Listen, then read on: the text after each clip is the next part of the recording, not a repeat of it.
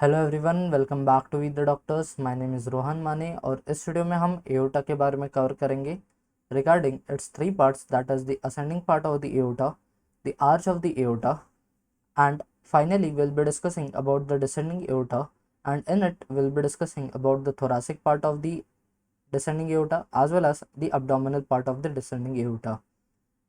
So starting with the first part, that is the ascending aorta. तो जो ascending aorta वाला reason है, इससे पहले we have a region known as the aortic root. अब ये जो एओर्टिक रूट है, it extends from the aortic sinus और also known as the sinus of Valsalva. अब ये जो एओर्टिक साइनस है, it is this region which give rise to the right coronary artery as well as the left coronary artery. Then moving upwards, we have the presence of the sinotubular junction, that is the junction which is present between the ascending part of the aorta as well as the sinus, that is the aortic sinus or the sinus of Valsalva।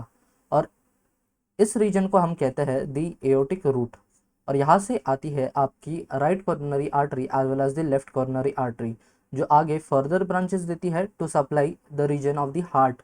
Complete heart को ये right coronary artery और left coronary artery cover कर लेती है। Then moving ahead, we have the ascending aorta. जो ascending aorta है, it does not give any branches.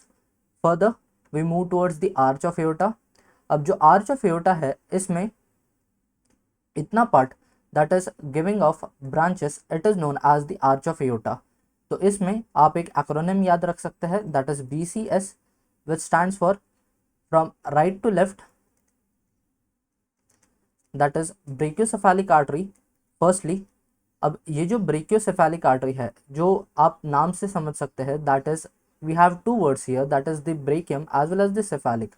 Brachium is the word which we use for the hand, whereas cephalic is the word which we use for the head. So इसका जो right subclavian artery है, it will supply the region of the arm by forming axillary artery and then the brachial artery, whereas इसका जो एक और part है which will be the internal thoracic artery, it will be supplying the region of the anterior chest wall. Then we have the right common carotid artery. अब ये जो right common carotid artery है, it further bifurcates into the two parts, that is the internal as well as the external carotid artery. It has the two branches, that is the internal as well as the external carotid artery, और ये जो दोनों branches है, they will supply the region of the head. Similarly, इसी pattern से हमारे पास on the left hand side we have the same branches, that is the left common carotid artery and the left subclavian artery. लेकिन यहाँ पर instead of originating from the brachiocephalic trunk, it is originating individually from the arch of aorta.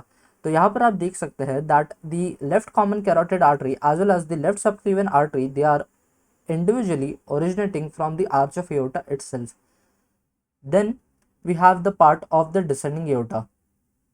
अब ये जो descending aorta है, it moves downward into the region of the thorax and then into the region of the abdomen. अब जो distinguishing point है, that how do we distinguish between the part which is thoracic or which is abdominal?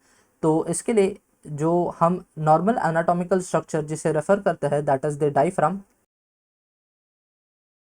It is the same anatomical structure which is responsible for bifurcation of the descending aorta into the thoracic as well as the abdominal part. तो जो thoracic abdominal aorta है, it is the descending aorta which is present above the diaphragm, whereas जो part which is present below the diaphragm, it is referred as the abdominal aorta.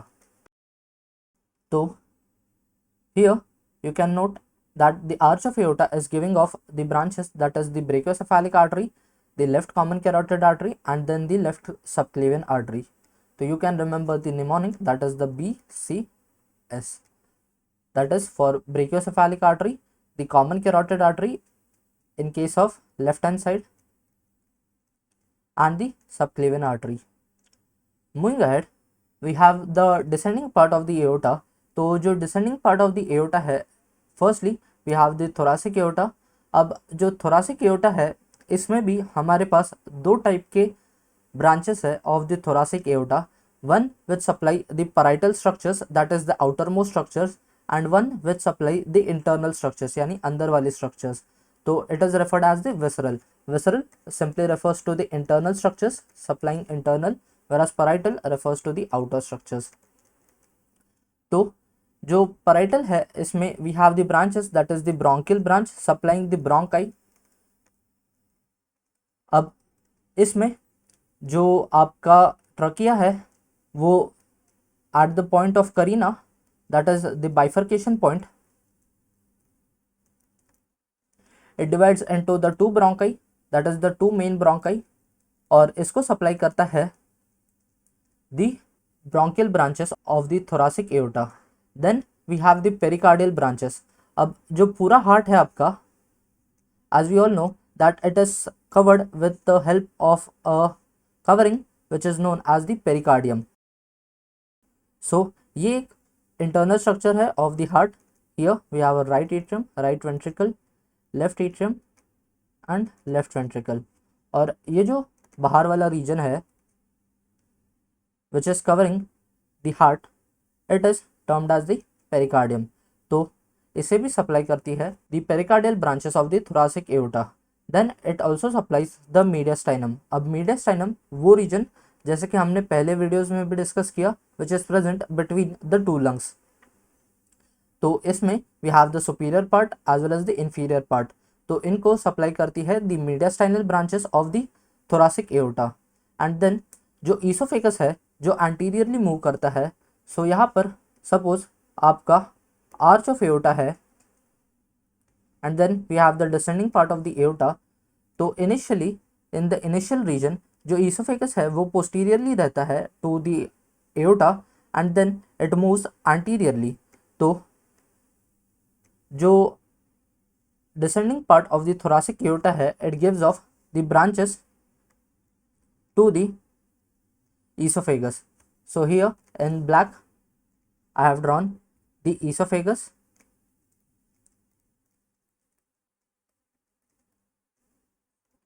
and here we have the descending part of the thoracic aorta.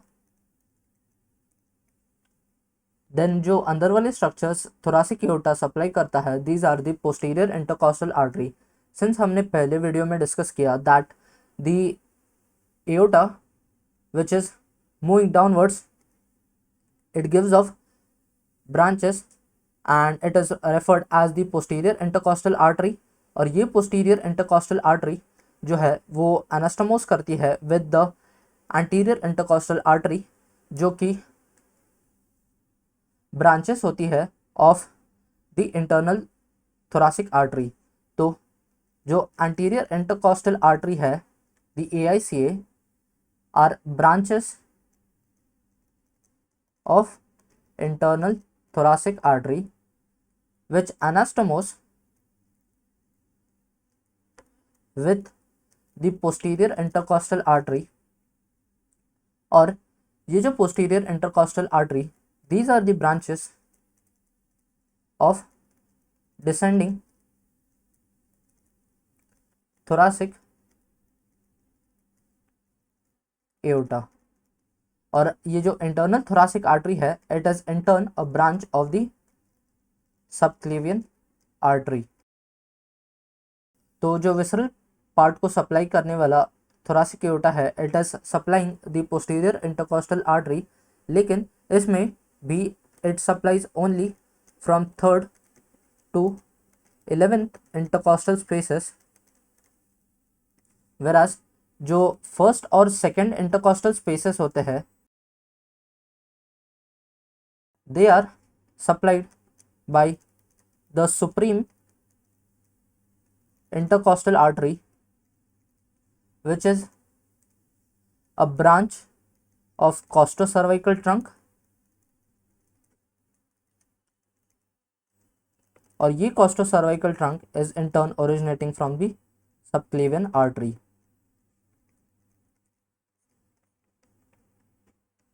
And one more point regarding the internal thoracic artery is that कि जो internal thoracic artery है ये anterior intercostal arteries बनाती है but from first to sixth intercostal space only. लेकिन इसके बाद जो आगे के आर्टरीज है that is the anterior intercostal artery from 7 to 11, it is जो 7 to 9 है it is via the musculophrenic artery, जो कि एक ब्रांच होती है of internal thoracic artery, whereas जो 10th और 11th इंटरकॉस्टल स्पेसेस है of the on the anterior aspect they are not supplied, यानी एंटीरियर इंटरकॉस्टल आर्टरी कोई भी प्रेजेंट नहीं होती on the anterior aspect of the 10th as well as the 11th intercostal space. जो 10th और 11th intercostal spaces है these are only supplied with the help of the posterior intercostal artery via the descending thoracic aorta. जो space rib 12 के नीचे present होता है उसे हम कहते हैं subcostal space, and so the artery supplying it is referred as the subcostal artery. Subcostal यानी below the rib, costal it is a term which we use for rib. Then जो visceral part of the thoracic aorta है it also gives off superior phrenic artery branch. अब जो superior phrenic artery branch है it will supply the upper part of the diaphragm. Suppose कीजिए that here we have our lungs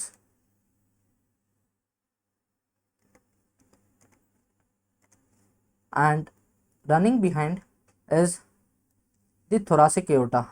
अब जो thoracic aorta है it will give off the branches to the mediastinal structures, the esophagus का structure, to the esophagus as well जो कि anterior aspect पे present है, then to the diaphragm as well, and here we also have the presence of the ribs।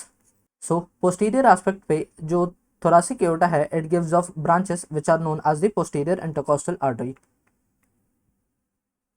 and one more important point regarding the posterior intercostal artery is that कि जो right posterior intercostal artery जो है इन्हें longer distance travel करना पड़ता है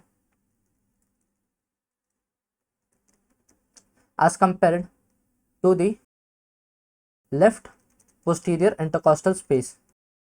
अब ये क्यों होता है? because the orientation of the descending thoracic aorta is mostly on the left hand side, and so it has to travel a larger distance to anastomose with the anterior intercostal artery, so it is an important point to remember। now moving towards the next part of the descending aorta that is the abdominal aorta।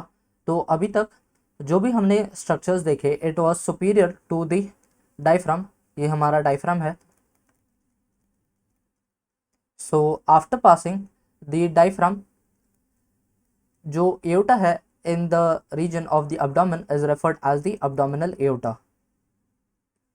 तो इसमें we have several branches of the abdominal aorta और इसे हम classify करते हैं depending upon its location कि कहाँ से ब्रांच आउट हो रहा है फ्रॉम द एब्डोमिनल एओर्टा।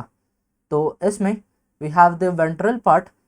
तो वेंट्रल पार्ट में वेंट्रल यानी एंटीरियरली, तो सपोज कि अगर ये डिसेंडिंग एओर्टा है देन इट वेंट्रली यानी एंटीरियरली आगे की तरफ से आएगा, it is the ventral branches.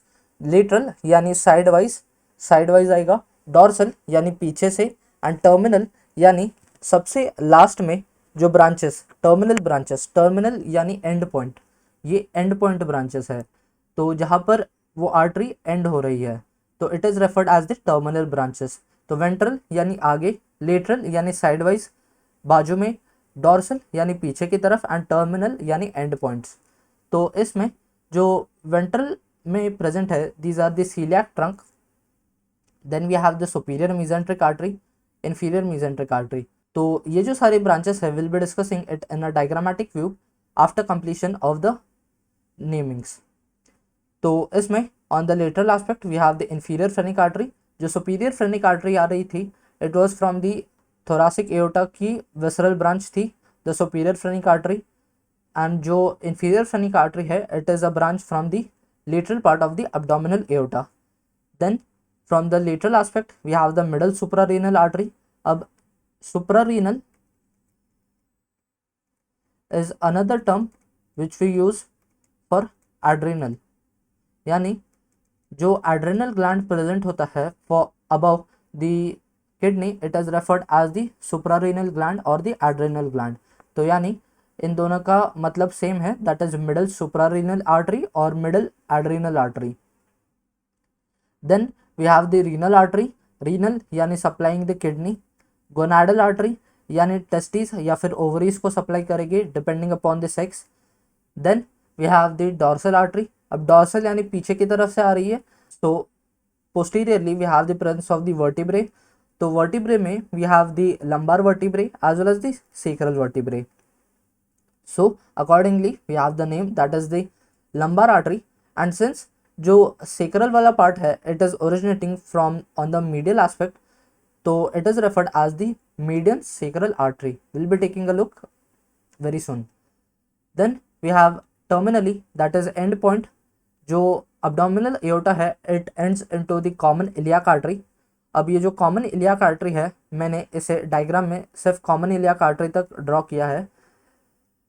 Further, it gives off the internal iliac artery as well as the external iliac artery.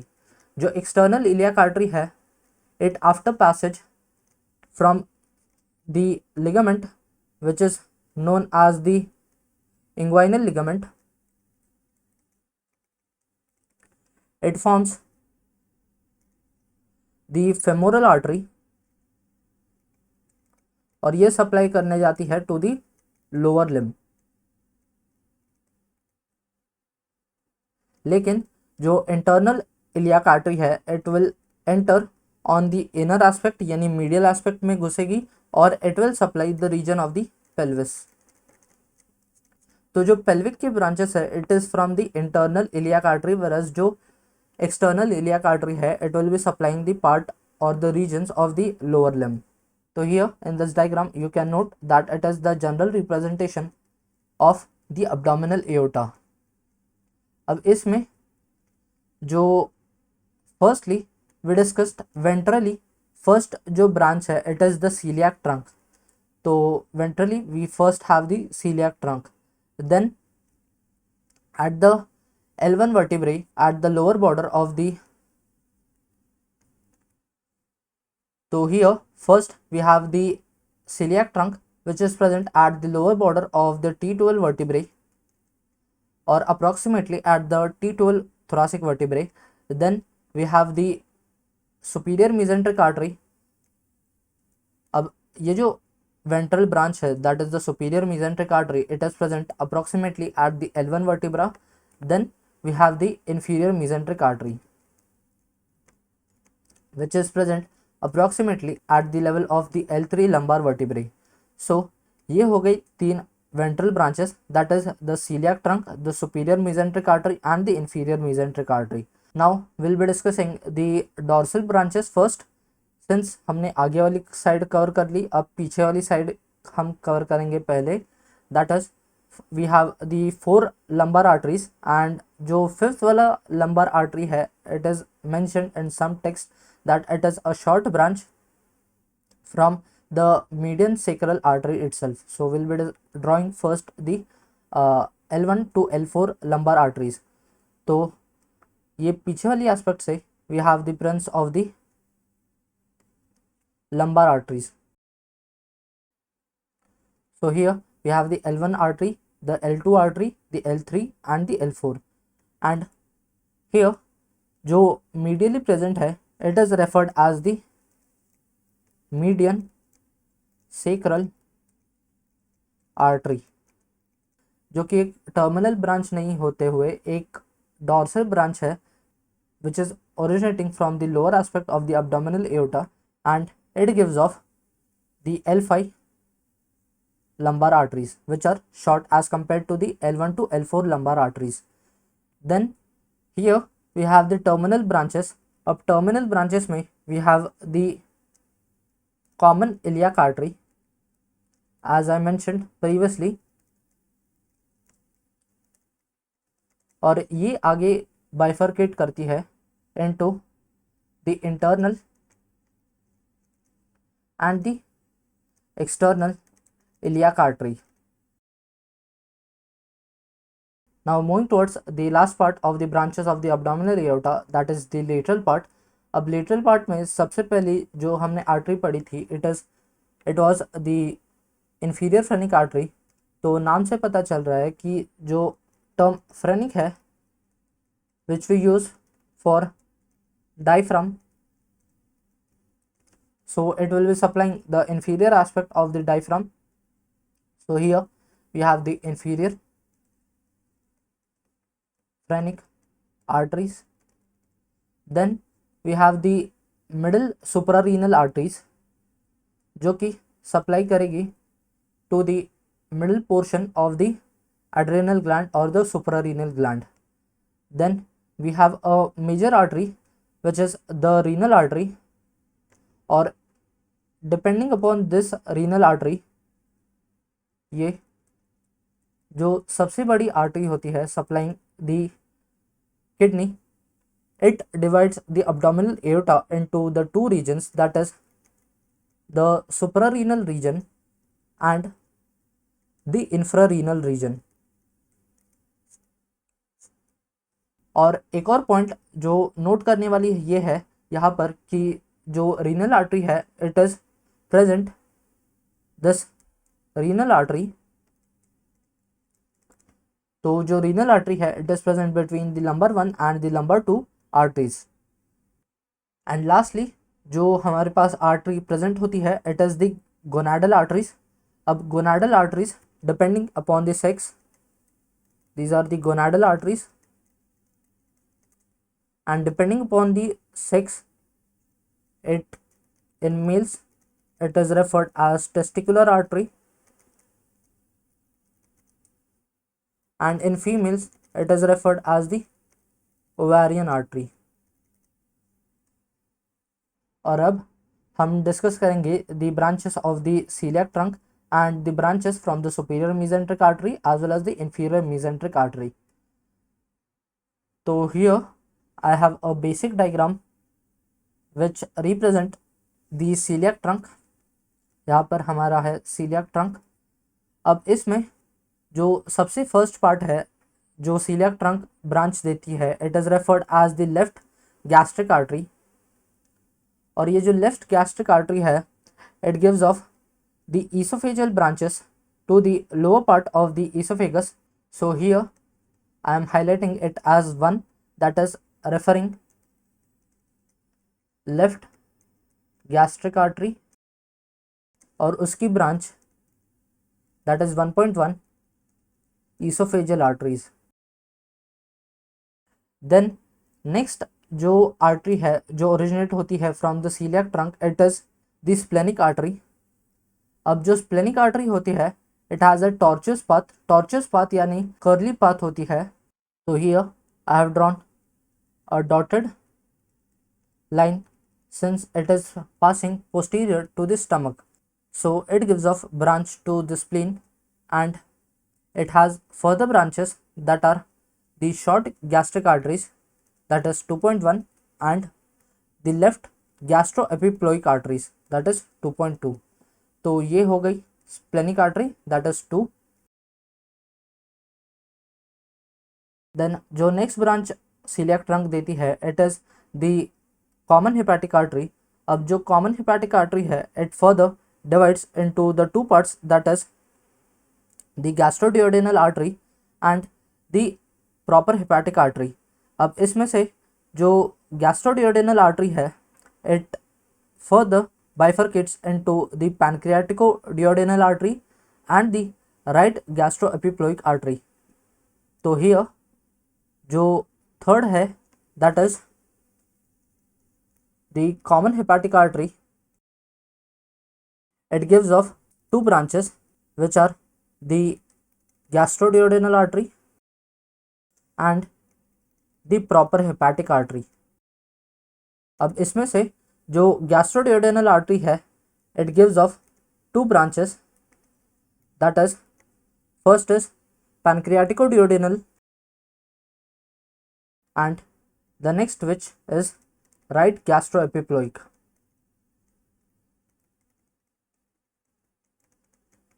तो इसे मैं रिप्रेजेंट करूंगा with 3.1.1 and here it with 3.1.2.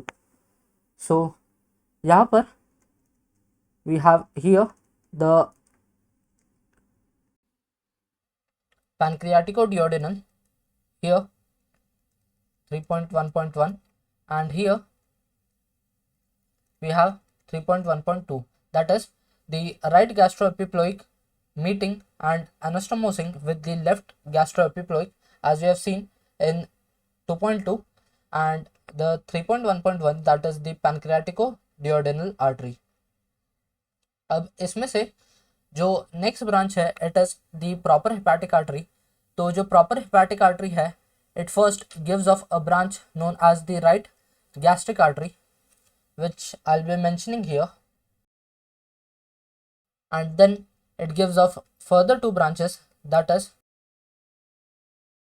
the left hepatic artery and further the right hepatic artery. तो यहाँ पर we have the right gastric artery here highlighted by 3.2.1, and further जो proper hepatic artery है it gives off left and right hepatic artery. तो here we have the 3.2.2 that is left hepatic artery 3.2.2, and further the 3.2.3 that is right hepatic artery. And further जो right hepatic artery है it further gives off a branch the gallbladder which is referred as the cystic artery.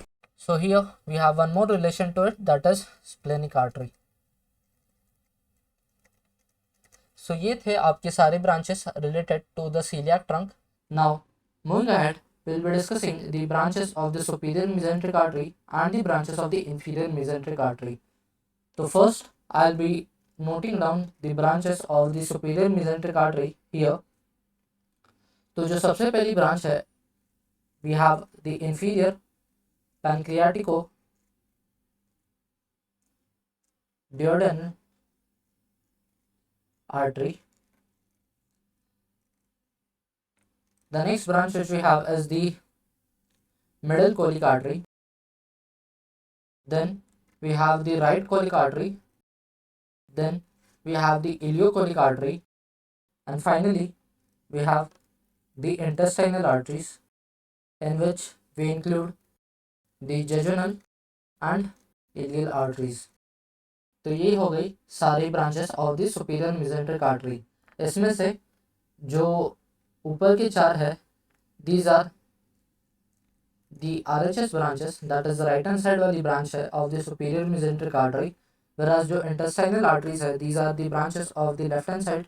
Since आप इस diagram से notice कर सकते हैं that जो superior mesenteric artery है it gives of on the left hand side it has the presence of the small intestine, whereas on the right hand side it has the presence of the large intestine.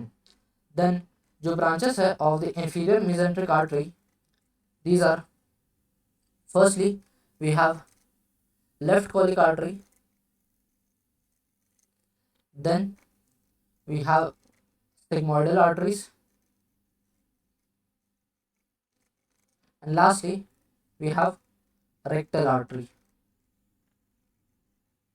और इन दोनों को connect करने वाला that is the connection point between the superior as well as the inferior mesenteric artery is the marginal artery. Marginal arteries are nothing but the anastomoses which are present between the superior mesenteric artery as well as the inferior mesenteric artery. So here we have the superior mesenteric artery and here we have the inferior mesenteric artery.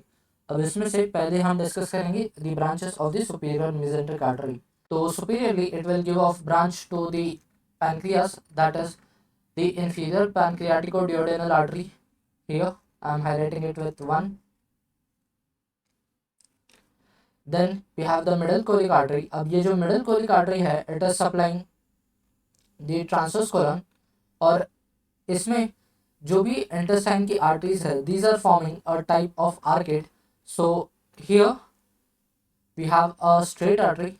So here we have a straight artery, but in case of the intestine it is somewhat like this कि जहाँ से initiate हो रही है वहीं पर वापस आएगी and then it gives off the branches. So it is referred as the arcade of arteries. Since intestine के सारी arteries ये करती है so we refer it as the arcade of arteries present in the intestine.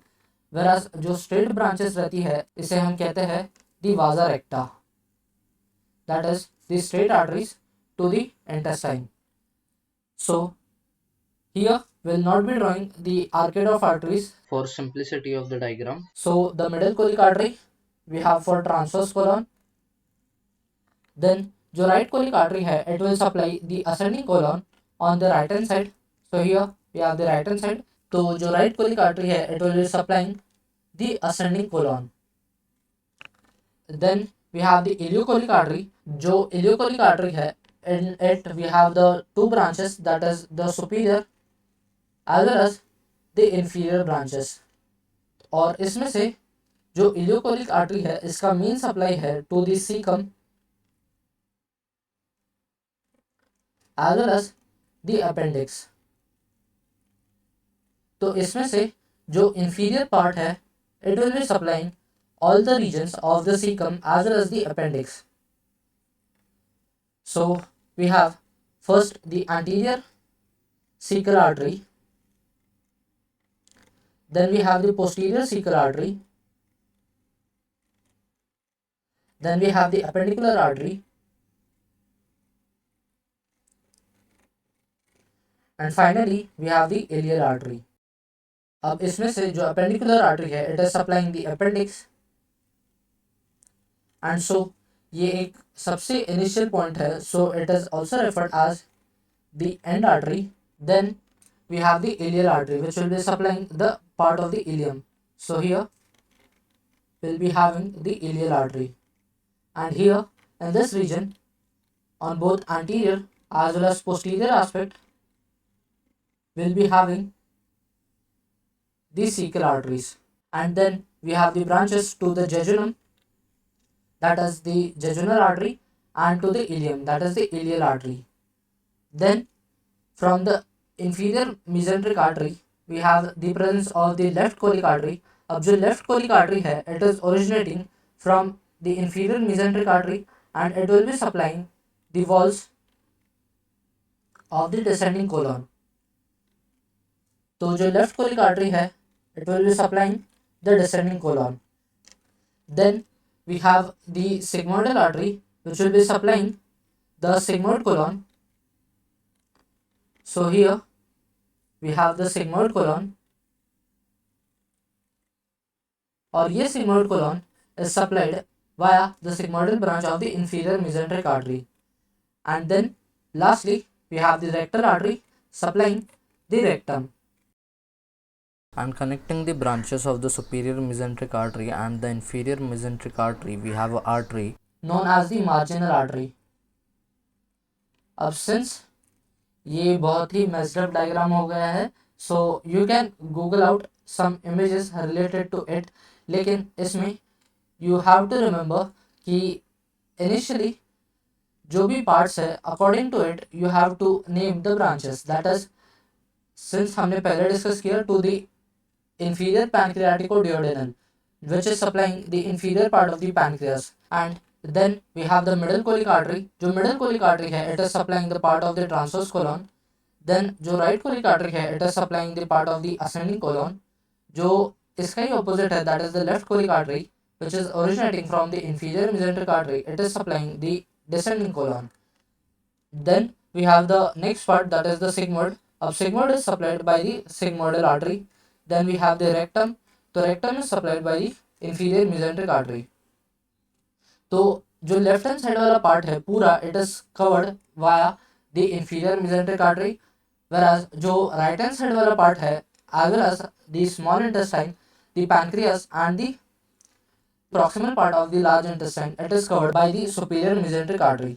So जो superior mesenteric artery है ये pancreas, proximal, large intestine and small intestine in regions को cover करता है, whereas जो inferior mesenteric artery है it is covering the part only of the distal large intestine which is starting from the descending colon up to the rectum. So इस diagram में आप note कर सकते हैं that these ring like structures which are forming are known as the arcade, और ये arcade form होते रहते हैं in the intestine and then it gives off a straight branch which is referred as the vasa recta. these are the vasa recta, whereas ये जो पूरा circular part है, it is the arcade or the arch of artery. So that is it for this video. If you like the video, please like, share and subscribe. And if you're new here, do consider subscribing to We the Doctors, since we post new medical related content every week. Thank you.